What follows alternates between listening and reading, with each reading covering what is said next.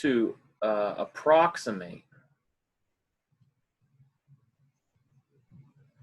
this famous Dirac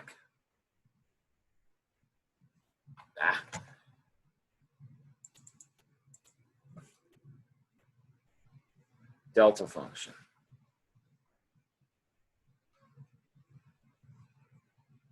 And again, I'm going to put this in quotations because it's not really a function in the sense of a function.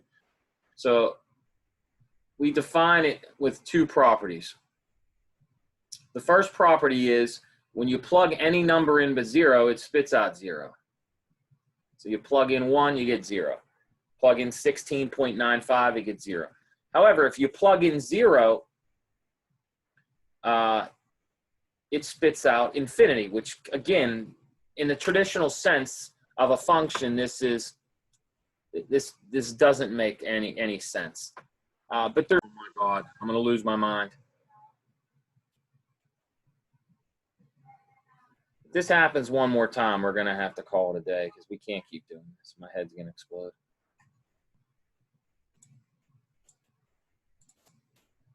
Once again, I apologize. I don't know if it's my internet or if it's Zoom.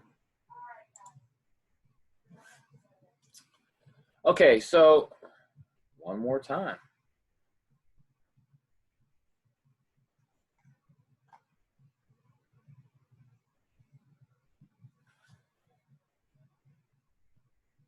So we're going to use, that's great grammar, by the way. We're going to use Fourier series to approximate, whatever that means.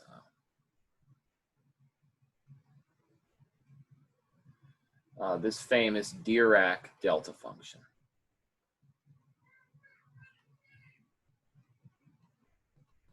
So once again, let's try it for the third time. It equals infinity when x is 0, and it equals 0 when x is not. And then there's a third, or a constraint that we put on it, that if you integrate this thing, now how you would even integrate it is interesting of itself. The integral equals 1. So the reason I put function in quotations is because this really isn't a function. It's more of an idea. And you can rigorously make sense of all this, but you have to study something that's called distributions or something that's called a measure. And we're not going to do that right here. But what we do need to understand is that this is supposed to be a way of sort of understanding or modeling some physical things like an impulse. Keeps getting booted off. And now I can't connect. This is horrible. Is that going to be a big problem? Well, it's the 4th time it did this. Let's see if... All right, guys. This is really annoying. An hour and a half. Just How about try reconnect? Yeah, I know. You guys are back? Yeah, I mean, there's kick. I don't know. It's just, are you guys getting kicked off of Zoom, or is it just me? It's probably kicking them off too, since I'm the host. I don't know what's happening. All right, one more trial at this. I keep getting internet is unstable. This is so interesting. Okay, yeah. All right. I apologize about this. It still says it's recording though. I don't know how it's going to look. All right, here we go again. So we have this sort of Dirac delta function. You could think of it as like an impulse. You could think of it as signals. You can think of it as like an idealizing, like a impact or a point charge. There's lots of ways you can visualize this. And once we do the calculation, you'll see maybe by the picture a little more of what we're imagining. So one way to sort of think about this delta function, if you wanted to sort of graph it, if you could actually do that, is that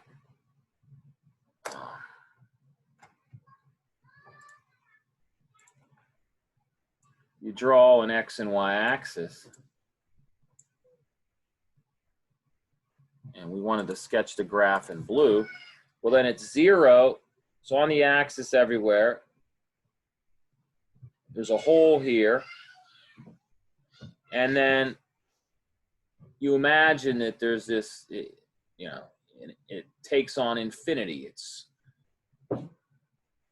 actually, there's nothing there. However, what you do know is if you integrate this thing from negative infinity to infinity, whatever that means, you get 1. So what this weird definition does is it gives it some physical meaning. And again, if you want to define this properly, it requires some heavier math, but that's okay. So what we want to do is when I say approximate it, we're going to look for, is there some function out there who's 0 everywhere, but goes to infinity at 0? And so once we start studying this through the Fourier series aspect, yeah, you might have a better understanding of what I'm saying. So here's a cool thing. We want to approximate this.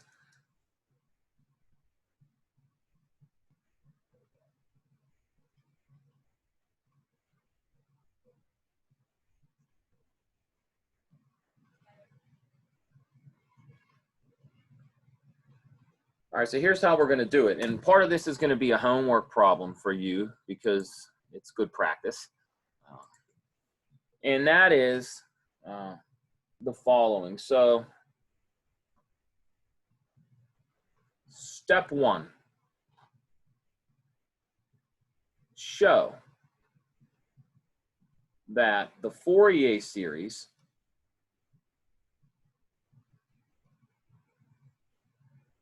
for f of x, so let's write this as 1 over 2a, or 0, and then, okay, cool. All right, have fun. So when x is between negative a and a, it spits out 1 over 2a. So that we're going to consider this function. And then when a is less than the absolute value of x is less than pi, it spits out this rule.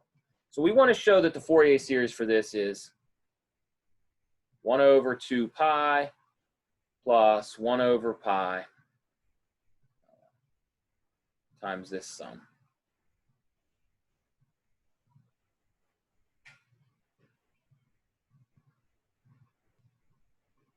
So I'm going to ask you to do this for a homework assignment. And it's a little tedious, but we did one for you on Monday, and then I asked you to do 2 already for homework, but you should verify that this is true. So before we do step 2, let's investigate this for some values of a. Let's just look at the graph. And what we want to do is think about what does this do for values of a.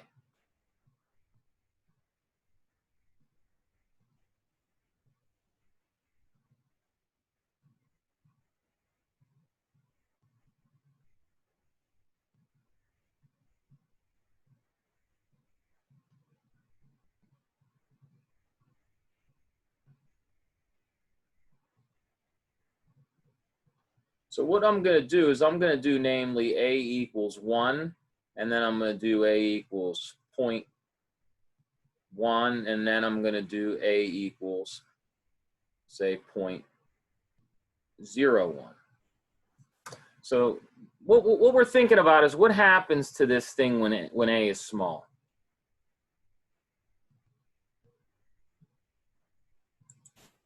All right. So notice when a is small, then f evaluated at a value of x that's smaller than a is going to spit out a large number. So let's just look at these graphs. So and let's think about what's happening here. So for a equals 1, what is our function? A equals 1, the function is, spits out 1/2 between -1 and 1, and then it spits out 0 when the absolute value of x is greater than 1 but less than pi.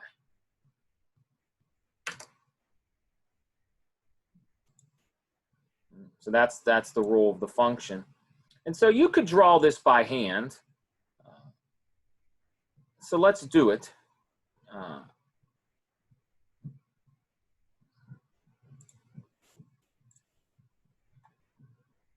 So I'll draw my horizontal axis, and then I'll draw my vertical axis. Now let's label these points. So try to keep it to scale as best we can. If this is pi, and then say 1 is here, and then this means this is -1, and then say negative pi is over here. So what this graph looks like is it looks like this. By the way, if this is 1. And what does the graph look like? The graph looks like this. Between -1 and 1, it's this height, and then between 1 and pi, it's 0, and then between negative pi and -1, it's 0. So, anybody have a question about this?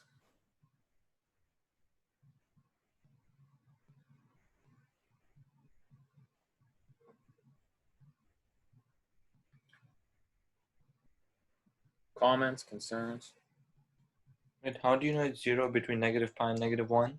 Because this, so this is, here you go. This is lack of experience for you guys. I should be more clear. Look at this condition right here. This is just compactly writing. What if x is, say, -2? Well, what's the absolute value of -2? It's +2, right? So this is just killing two birds with one stone. I mean, I could have written, you know, again, sometimes I forget you guys are not that familiar with inequalities. And so it's difficult for you guys. It's difficult. I should have been more clear. Does that make sense now? Yes, it does. Yeah. Yeah.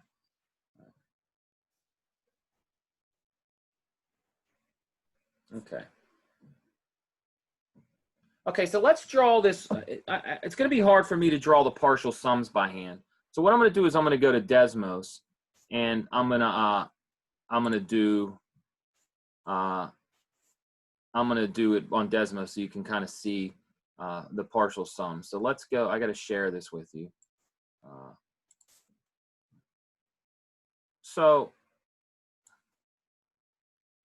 the first thing I need to do is draw my graph. So let's just remember the piece that we're sort of interested in. We know that y equals 1/2. That's the height of our function.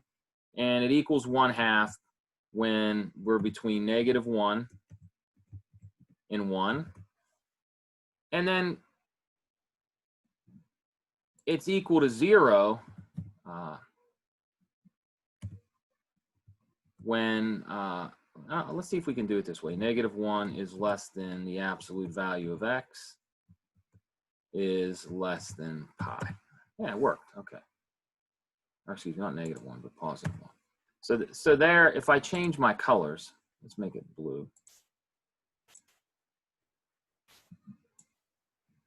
Are you guys, are we seeing this graph now, the blue one? So that's the graph that I just drew. And now what I want to do is I want to do the first couple terms of the Fourier series. So I'm just going to type it in manually. I'm not, and so let's remember what it is. The first term is 1 divided by 2 pi.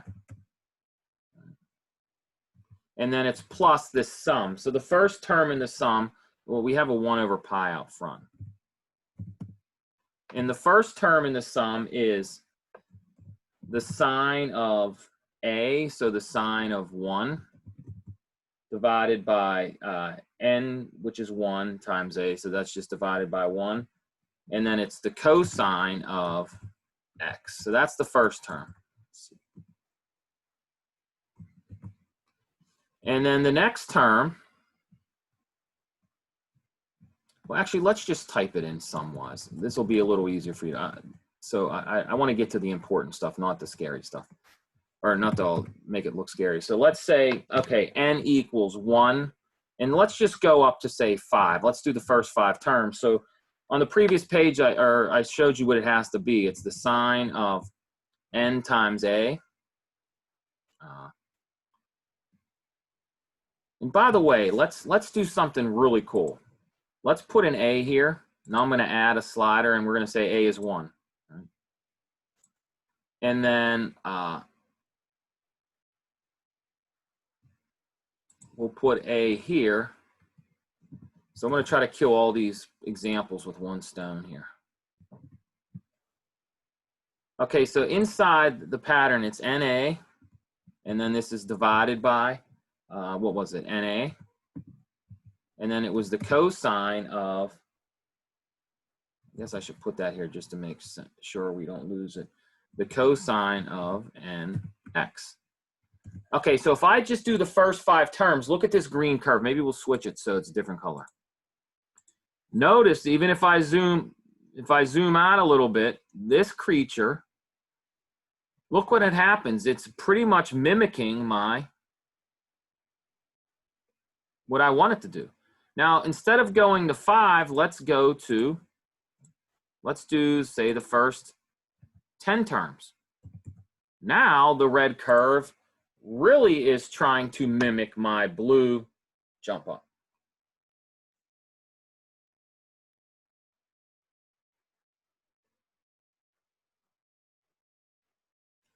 What if I go to 50 instead of 10? Well, now, look at that. That is beautiful. It almost looks flat. Now, if I zoom in, I realize it's not flat, but you get the picture. Okay, does anybody have a question right now? And maybe you don't, because maybe you're probably like, where's he going with this?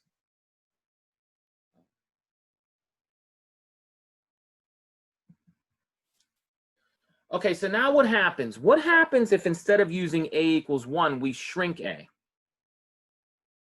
So think about what's going to happen before we do it. When a shrinks, that means the height of this sort of plateau should go up, but it's also going to narrow. So let me, before I do anything, I got to fix this. This needs to be an a here. And so what I'm going to do is, watch this. I'm just going to switch a, and from 1, I'm going to go to 0.1. And now look what happens. Now, well, if 0.1, where's my height now? If a is 0.1, then that is the same thing as 1/10. So what's my height have to be? It has to be 10. So let's change the scale here. Maybe let's not use 50 yet. Let's just use 5. So if I change my scale, so my x-axis, I'm just going to stay between negative pi. That's all I'm interested in, is what's happening between pi, negative pi and pi. And that's a good height. Well, so look at my height. My height is what? Well, think about this. When a is 0.1, 0.1 is 1/10. So that's the same as 1/1/5, which is 5. And so as I increase the number of my partial sums, if I go out to, say, 10, you'll see that the height of my red curve is getting closer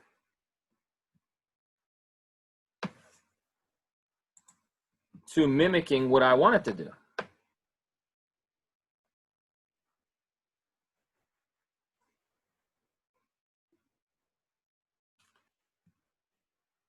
So once again, I come in here and I have this sort of beautiful creature. What if I go up to 50? You'll see that it's starting to so the interesting thing to take from this is this red curve. If instead of going to 50, I don't know if this is going to crash Desmos or not, but let's say 75. The more terms I take, or as I let the number of partial sums go to infinity, the amplitude of what's happening on the left and right of 0 is it's approaching the blue line. Similarly, up here, this thing is oscillating around. So if instead of going to 75, let's suppose we go to 100 now.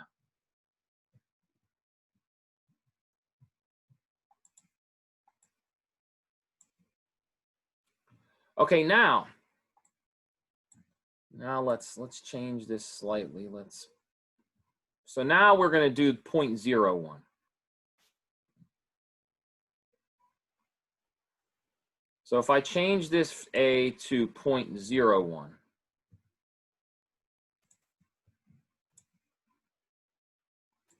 what do we have happening? Well, let's put this down some so we can kind of see what's happening. So what is our height now? Well, first off, it looks like, look how small our little piece is now. We're obviously, now we have to go hunt for it. What's 0.01? Well, that's 1 over 100, so it should be at what?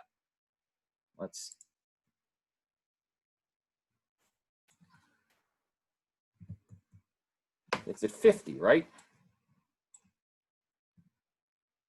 You could see it up here. And it's not very wide because we're only at that height, so it's shrunk even more. And now as I let the number of partial sums increase, say to 50, well, I still don't get up there. But if I say I go to 100, I'm still not reaching there. What about 1,000? Now it's going to crash, Desmos. I knew it. Desmos can't do that much at one time. Let's start slowly. Let's say we'll go to 200. There you go. So now you see sort of, I hope you're starting to see what I was trying to allude at, that this red curve is trying to be 0 everywhere except at the origin.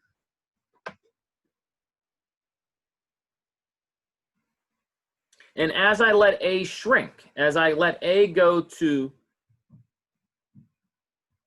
0, this thing, the peak of it keeps going higher and higher and higher. And that shouldn't surprise you because what is, note, so if we go back to our whiteboard, so we can make the following sort of conclusion. So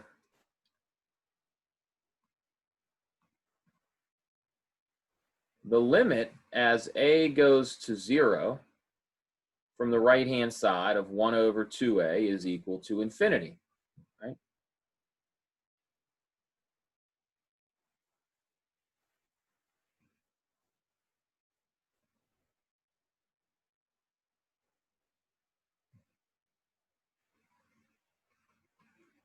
Thus, it seems reasonable to think that delta x is somehow equal to the limit as n goes to infinity of this Fourier series. Now, what does that mean? This is actually a very complicated limit, so don't notice I'm being very careful with my words. Let me write that a little cleaner.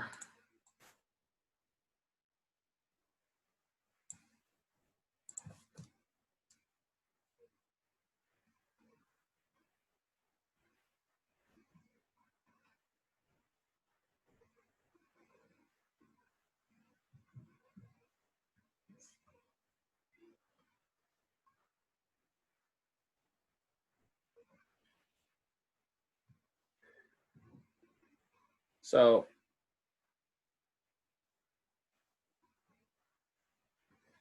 the scope of what this kind of limit means is well beyond what we're capable of doing right now.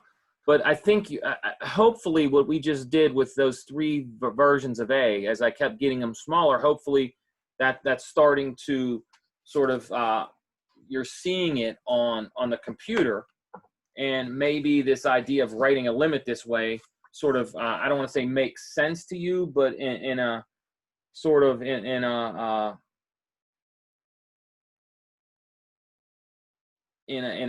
nicer way. I don't say nicer way, but helps illustrate this fact. I don't know if it does or it doesn't, but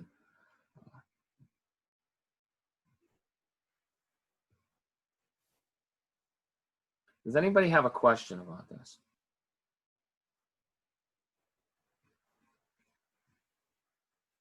I mean, what if, for example, we put 0, 0, 1? Now you have to change your scale now.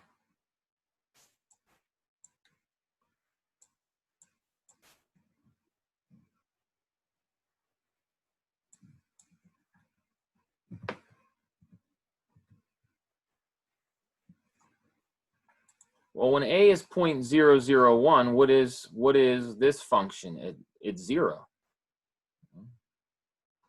Well, it's going to be very, very high. Right?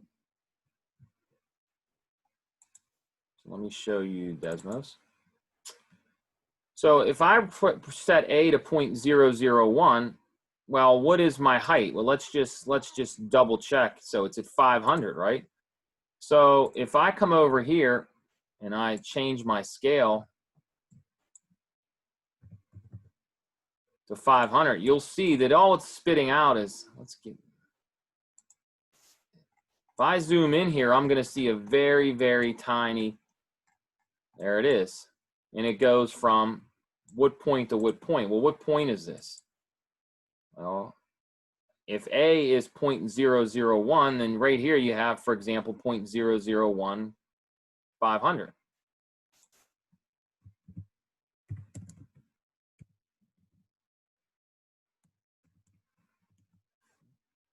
And so if I increase the number of sums, eventually, if Desmos can calculate that many, it's going to get there.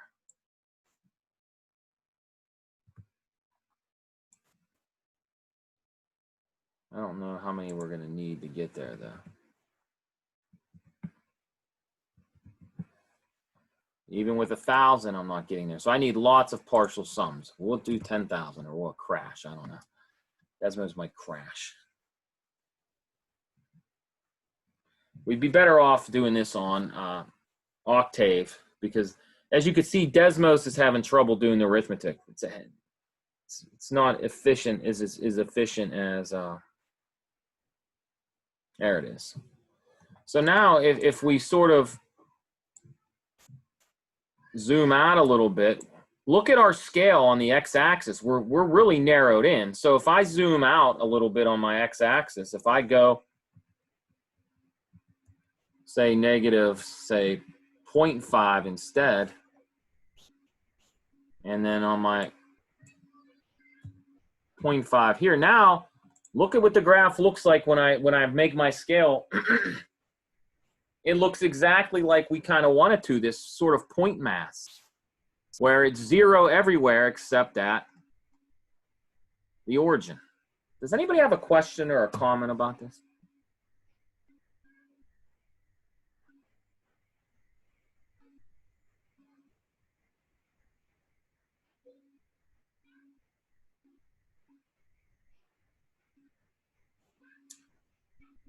So here's something cool we can do with some some math, and it involves some calculus. So I think, or things you learn in calculus, I think it would be cool to work through it. So I think we should do it. Before I do that, does anybody have any questions?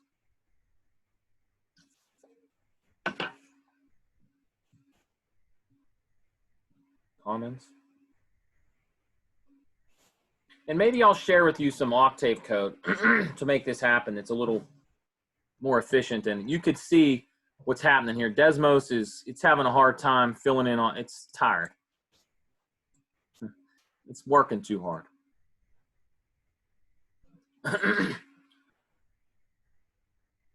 Okay, so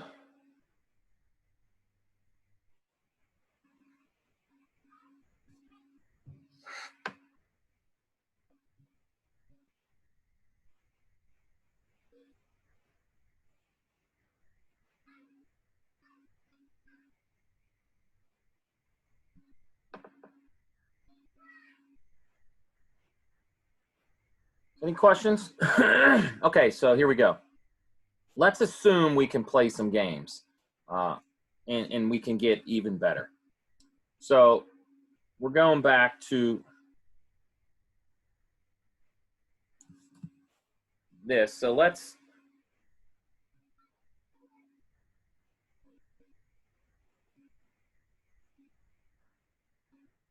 take some limits. So first recall that the limit is, say, x goes to 0 of sine of x over x is equal to 1. That's a Calc 1 problem. We use the squeeze theorem to prove that.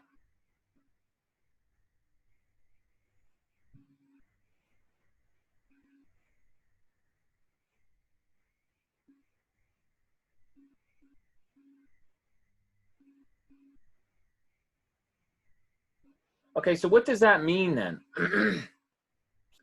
Well, what that means is if we look at this particular piece inside the sum,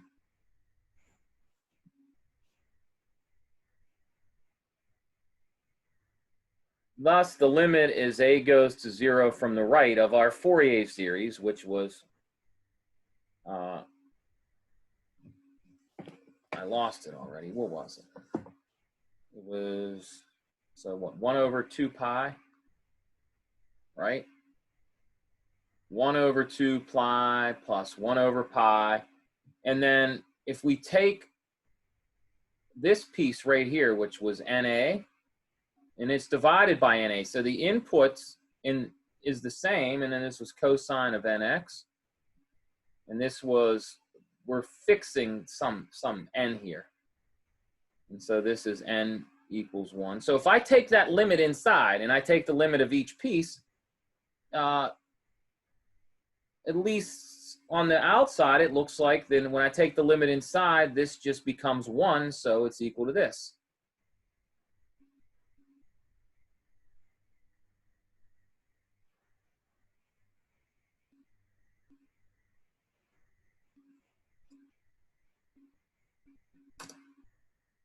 Again, this limit of this sine NA over NA is just 1.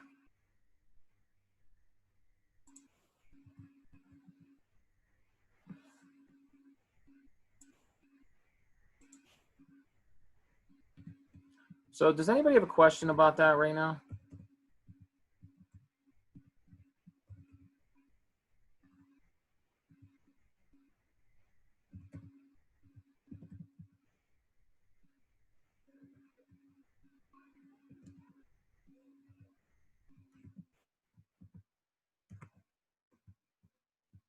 Going once, going twice.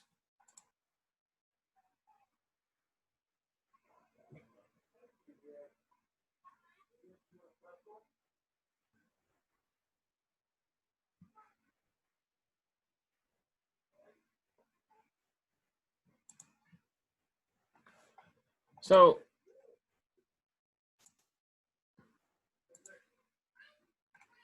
if I go back to my Desmos, so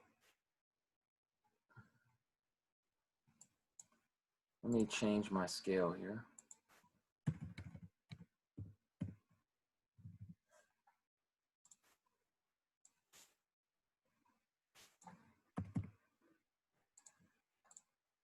So now, oh, I should have shared that. I'm sorry. So if I go to Desmos, now instead of graphing that other partial sum, I'm going to graph the one that's in the limit as a goes to 0. So look now, if we look at what's happening, as I increase the number of terms here, so I'll put a capital N, and then let's let N start at 1. Well, let's let it start at 5. And then we'll go to, like, say 100. We'll increase by 1. And so what happens as N increases, watch what happens to this picture. The peak in the center is going off to infinity, and all the amplitudes are shrinking down to 1.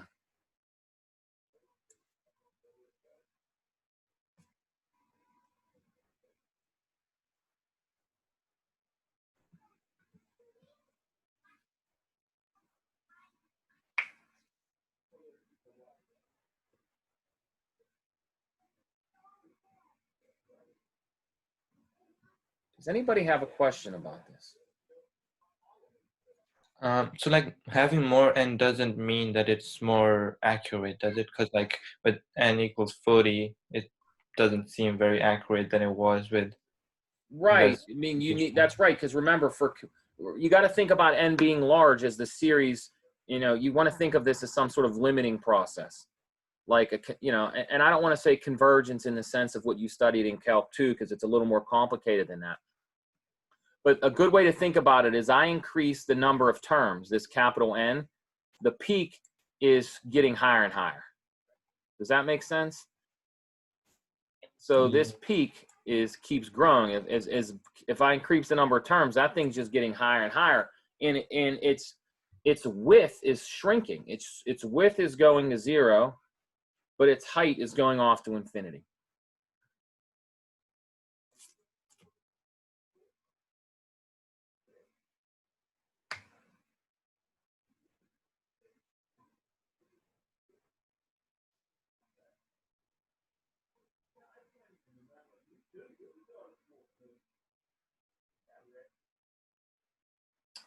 Does that answer your question?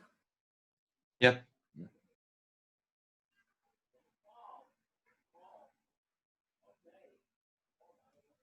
Now, we could have done this over a different interval. We could have played around, and instead of integrating from negative pi to pi, we could have done, say, integrated from, you could play around with numbers and get different formulas. And you could also, as we know, you can shift these things left and right. And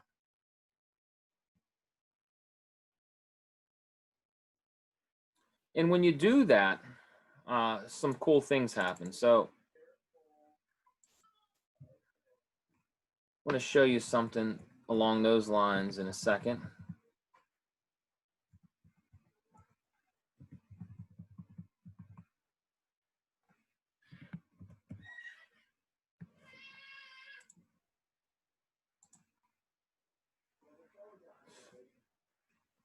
Before we do that, though, does anybody have a comment or a question?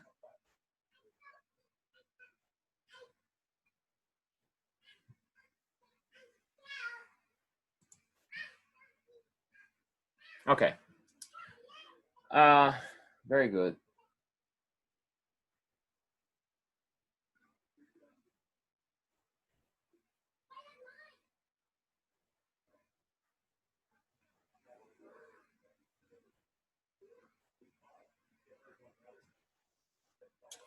All right, now I just lost my creature. Hold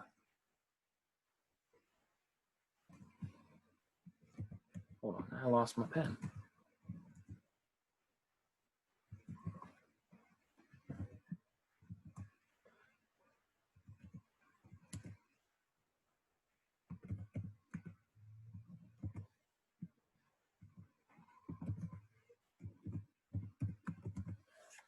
Oh boy. Hold on a second, I just lost my annotation device.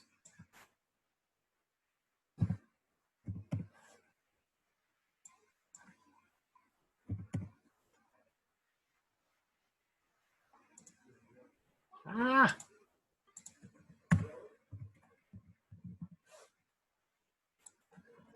All right, now. All right.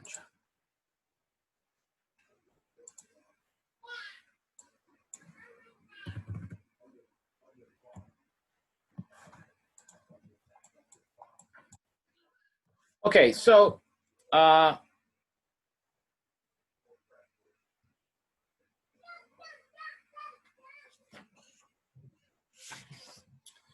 here's a cool fact. Am I on the right thing? Okay, yeah. So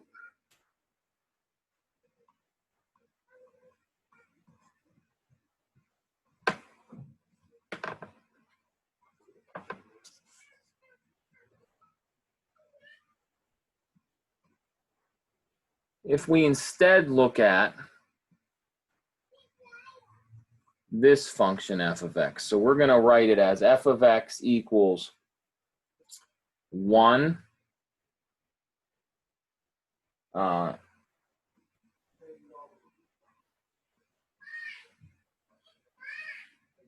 for x less than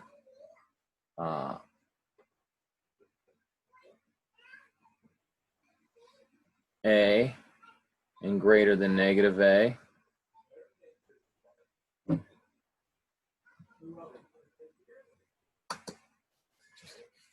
So what we're trying to think about is one way you could think about this is we're sort of rescaling something. And you don't have to go through this if you don't want, but it might be worth your time. So if you do this, if you make it 1 between negative a and a, and 0 else,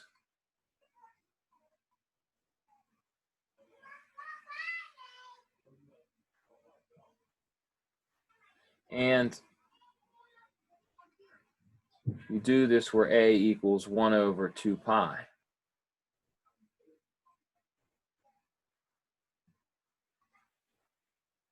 You can show a similar thing.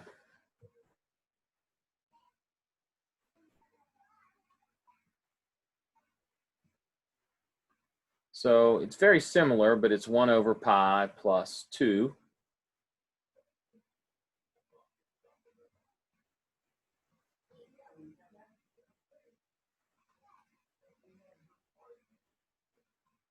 So you can show this. Now it looks very similar to the one we did before, and in fact it is, but it's a different function to study.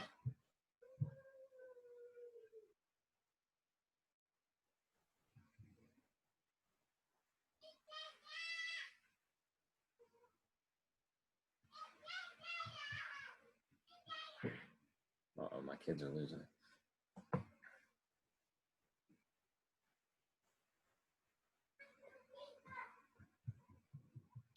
So using a similar reasoning,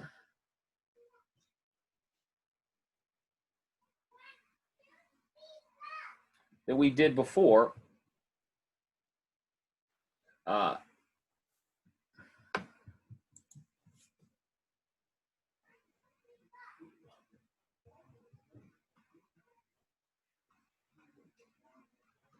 so as a goes to 0, what we obtain is we obtain this.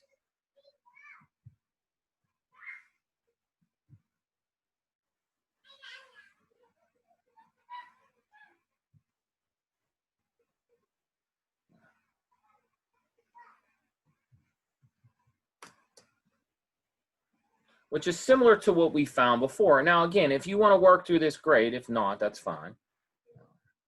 What's nice about this, though, is you can actually write this instead of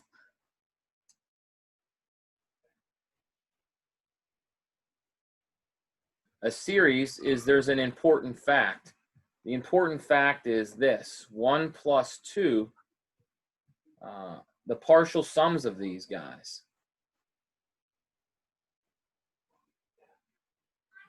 Can actually be written, instead of a partial sum, they can actually be written in this form.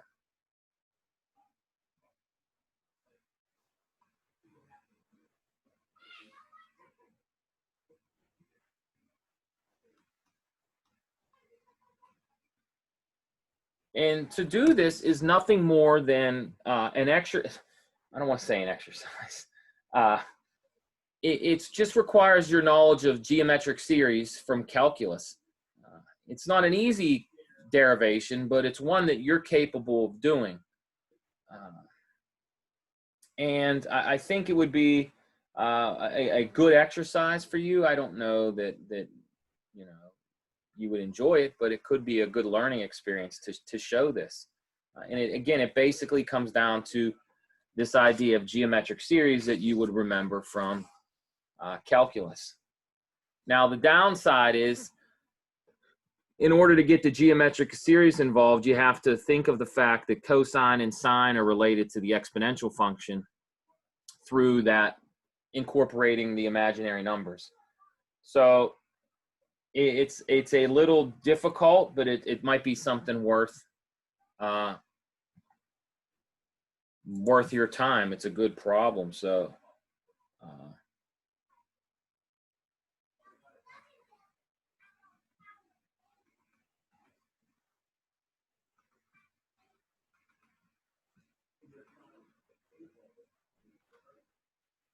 it's not easy, but you can do it.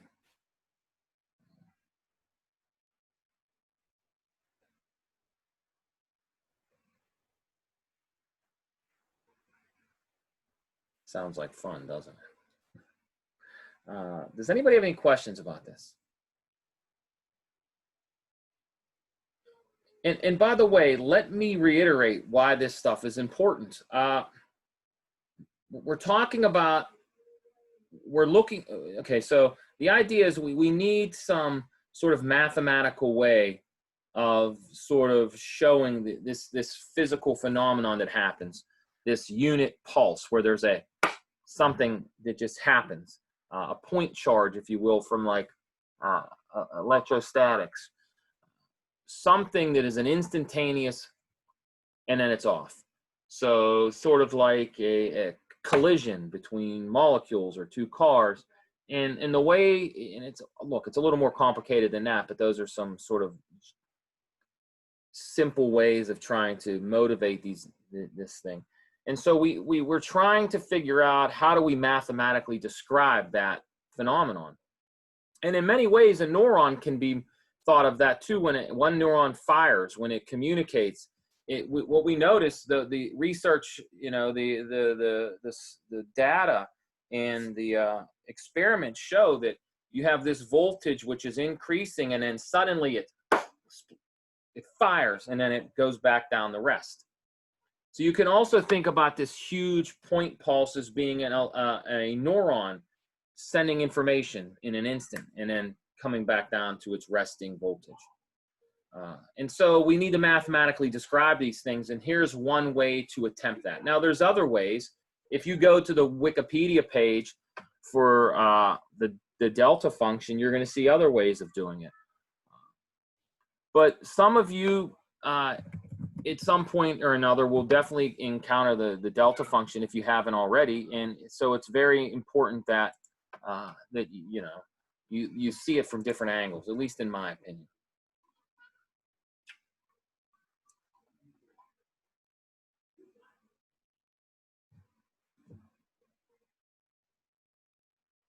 Does anybody have a question?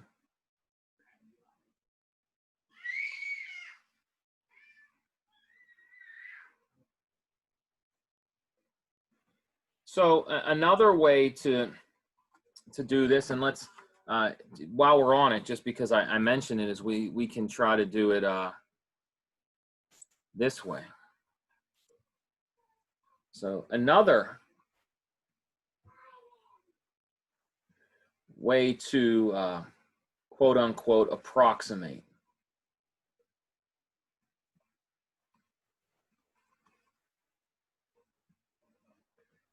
the delta function is using this creature. Take the limit as a goes to 0 of these functions. Absolute, well, I guess we'll just assume a is positive, but it doesn't really matter. So we're going to be squaring it. So you write a root pi of e. So this is the old famous Gaussian guy that you've seen before. Those of you who took prob and stats have seen this creature. So we can go to Desmos and play around with this and see what happens.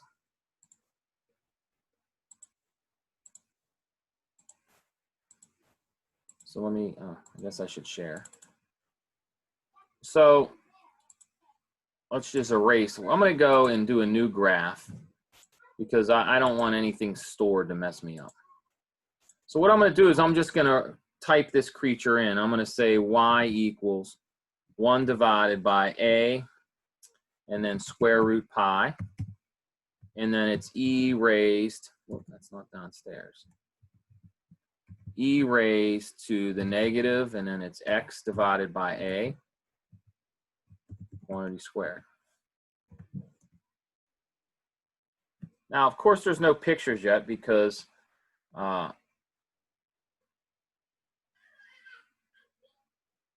didn't tell it what a is.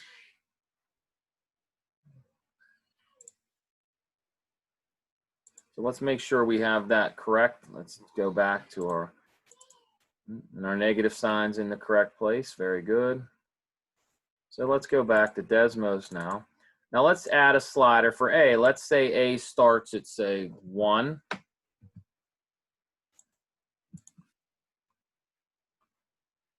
But remember, we're going to take it to 0. So the smallest we'll let it be is, say, well, how about we just do it like this? How about we'll start it at 5.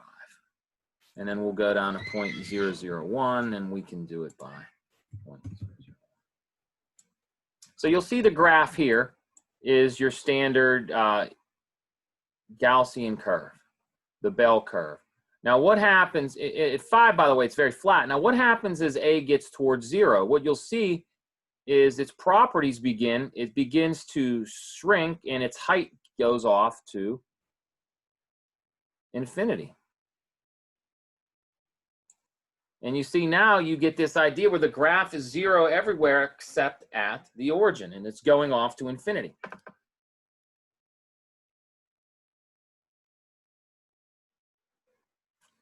Of course, I have to change my window to even see that.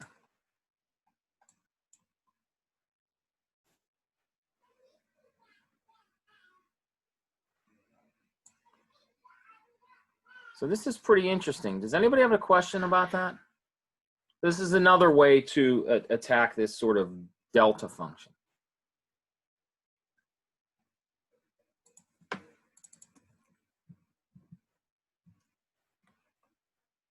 anybody have a question about this?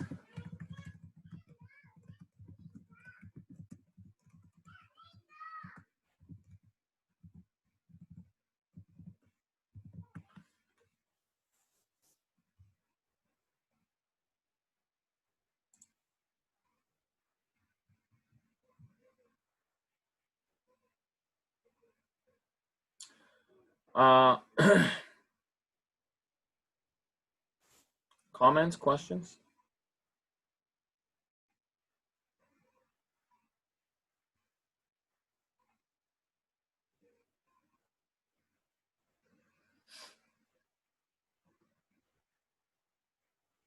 Another good example of this that just dawned on me is things like that are moving. Like, suppose you have, if you want to model, like, you guys know what billiards is, pole, like, you know, you have 8-ball, 9-ball.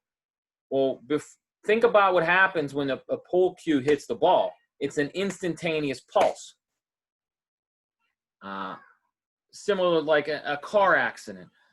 And so we need to come up with a way of mathematically sort of describing that phenomenon.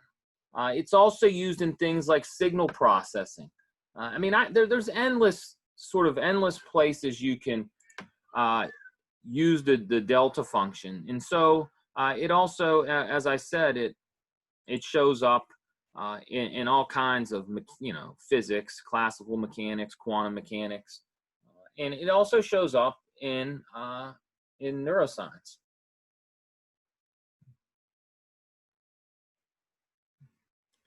Does anybody have a question or a comment?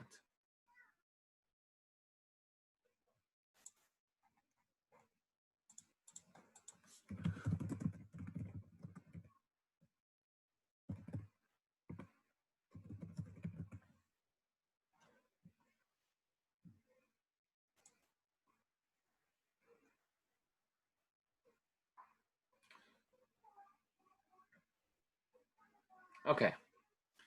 So I think we'll stop here. If you guys have any questions, please, now's the time. I'll give you some problems if you want to work on them. But again, we're trying to give you a little insight on some of the tools that are used. And the delta function's a very useful tool.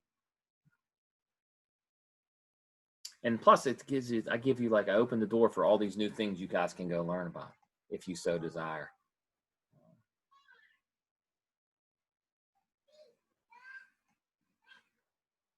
Okay, if you guys don't have any questions, then I say okay.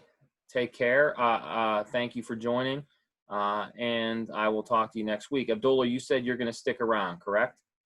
Yep. All right, great. All right, so the rest of you, I will talk to you next week. Thank you guys very much, and have a good weekend.